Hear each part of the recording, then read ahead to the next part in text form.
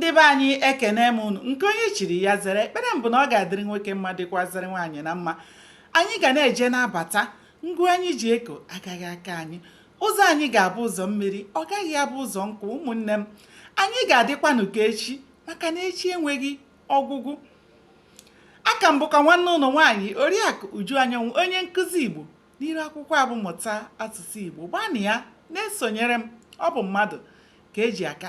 Anyị ka nọkwa na nnyocha akwụkwọ abụ isi akwụ dara n'ala. Cheta na ebe anyị kwụsịrị bụ ebe Chike kwuru na Ada ejirila ụtụtụ rie ihe edebere ya maka ehihie, ka elebezie anya mara ihe ọ ga-eri ma ehihie ruo. Ihe o ji wee kwuo okwu abụ na o kwuru na ya agaghị asa Ada okwu niile ahụ ọ gwara ya wee ruo mgbe oge ruru. Ụmụnne m, ọ na-eme ihe chọọ ịbịara mmadụ, ọ na-abịara ya n'aka nri na aka ekpe. Ebe Chike na ndị be ya nọ, ha anaghị enwetazikwa ihe oriri n'aka ndị na-eke ihe otu ọ dị mbụ, maka na ndị na-eke ihe oriri ebunatabaghị ihe. Mana ụfọdụ bụ ndị na-anọ n'ụlọ mara ihe zụrụ n'ahịa, ụfọdụ si na ebulatala, mana ndị ahụ ji ya akpara ego na-eresisi ya. Mana mgbe ha ji mata na ihe a na-ekwu bụ eziokwu bụ mgbe ha hụbara ndị ahụ na-eke ihe aka ha niile so na-aga n'ahịa wee na-ahụ ihe ndị ahụ a na-eke dịka okporoko, osikapa na ihe ndị ọzọ, na-ahụ ya ọnụ n'ahịa, ka ha ji wee mata n'ezie na ihe a na-ekwu bụ eziokwu. N'akụkụ nke Chike, o nweghị ego o ji azụta ihe, maka na onye ejighị ego jee ahịa na onye agaghị ahịa bụ otu ihe. Ka ọ dị ugbu a, ọ bụrụ na ihe ọbụla ị chọrọ ịzụta, ị ga-aga na Nkwọ n'ahịa Nnewi ebe ụmụ nwanyị na-ere ahịa.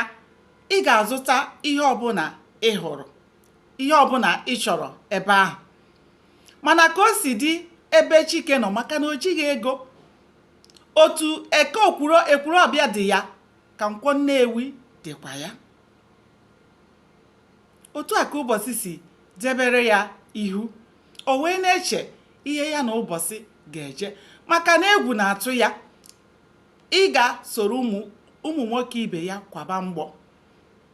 Ọzọkwu dịka o si dị ugbu a bụ na ndị mmadụ na-agbazikwa ọsọ, maka na ndị agha na-ebugharị egbe na ndị na-anya ụgbọelu na-achụgharị ndị mmadụ aghara. Ụmụnne m, ugbu a agụọ jizi onye ọbụla, ma ọgaranya ma ogbenye. Ka o si dị ugbu a bụ na amaghịzi onye bụ ọgaranya, amakwaghị onye bụ ogbenye, maka ha niile nọ n'otu ahịrị.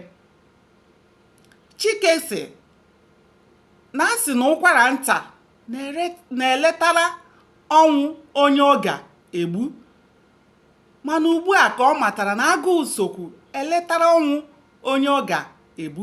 Ụmụnne m, aga m adọbiri ya ebe a ka ọ dị ụbọchị ọzọ. Aka m bụkwa nwanne ụlọ nwaanyị Oriakụ Uju Anyanwụ, onye nkụzi Igbo n'iru akwụkwọ abụmụta asụsụ Igbo. Tụsara m ozi a. Ndewonu, ka o mesịa.